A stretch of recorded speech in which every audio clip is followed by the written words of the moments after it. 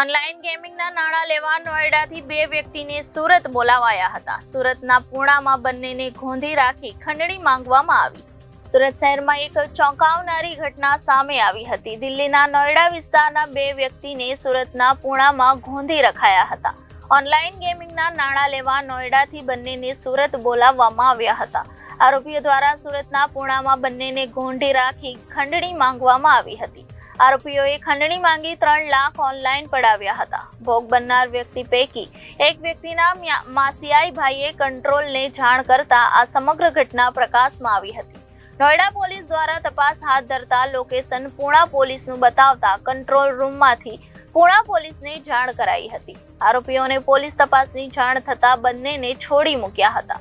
Technical surveillance અને લોકેશનના આધારે પોલીસે 4ને ઝડપી પાડ્યા. પોલીસે ખંડણીના 3 લાખ રૂપિયા પણ રિકવર કર્યા હતા અને સમગ્ર મામલે પોલીસે ફરિયાદી બની કાર્યવાહી હાથ ધરી હતી. આરોપીઓની ધરપકડ કરી પૂણા પોલીસે વધુ તપાસ હાથ ધરી છે.